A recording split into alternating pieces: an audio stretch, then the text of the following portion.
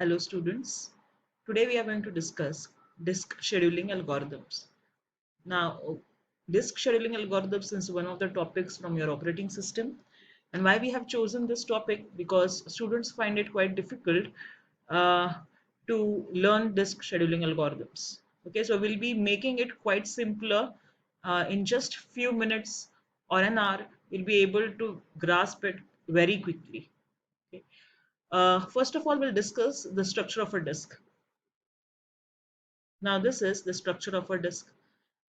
This is a disk which you can see. Now, the disk is containing lot many platters. Okay, so this is one platter which I have shown it to you. So the platters are residing one above the other. Okay, and that forms a disk. So this whole is one platter.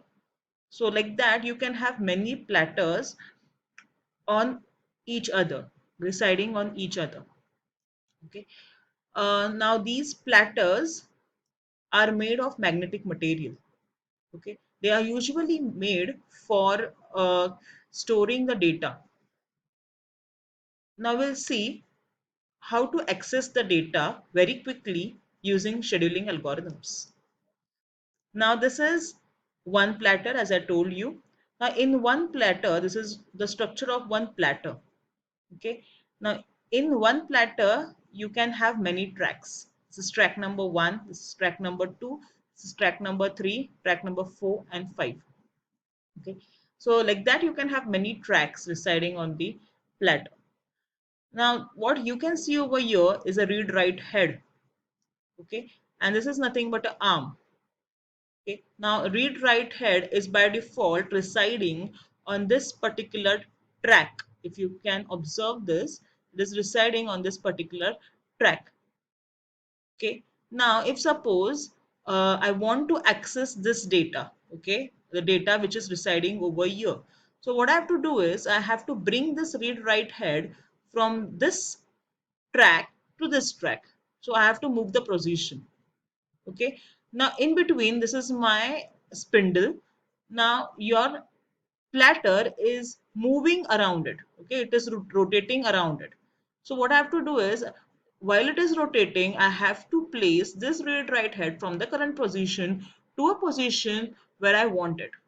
Okay, that is basically called as seek time.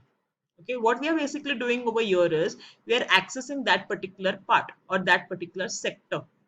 Okay, so in short, now again, as I first told you, the disk is having lot many platters residing on one above the other.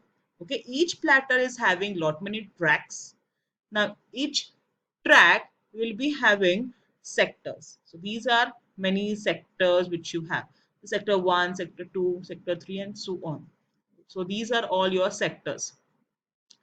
Now over here again I'll tell you what we are going to do is we are going to, this is my say sector for this particular track. This is right now located over here. So I have to place this read write head from the current position to a position where from where I have to retrieve the data from the disk.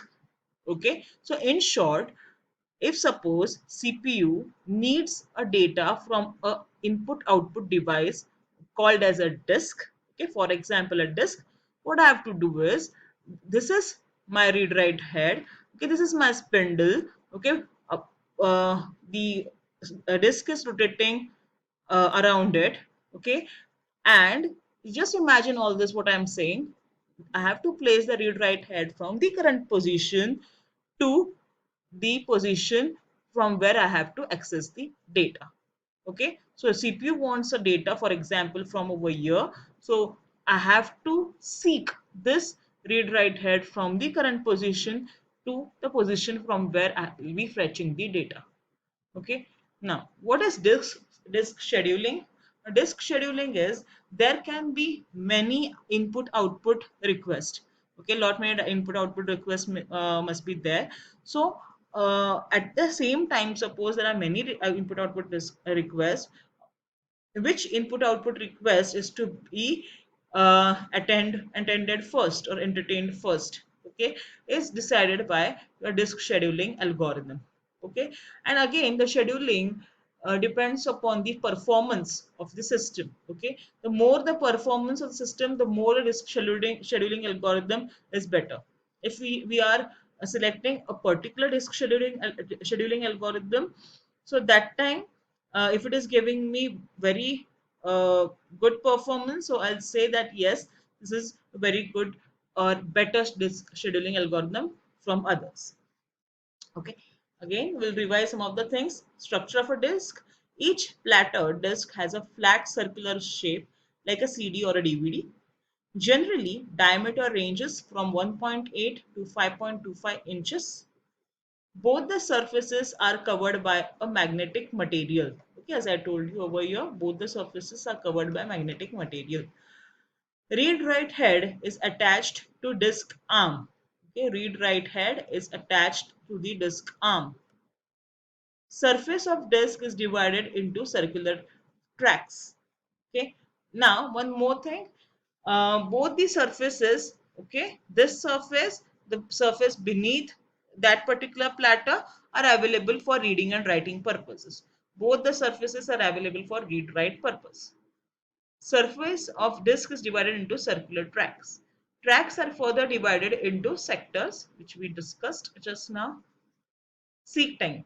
Seek time is the time required to move the read-write head on the desired track. Okay. Now, what is disk scheduling? I just now mentioned what it is. Okay. Now, okay, let's move on to the. Okay. So now, if you see over here, if you if you see this, if you see over here, this is my read-write head. Okay. This is the top view of your this is your top view of of a disk. Okay, this is my read write head. Okay, I'm replacing the read write head. I'm trying to place, this is my read write head by default over here. Okay, then uh, I'm trying to place the read write head from the current position, the position which is desired. Okay, now next next we'll be moving on to the disk scheduling algorithms, FCFS. Then we'll move on to SSTF and Syscan. Okay, in my next lecture.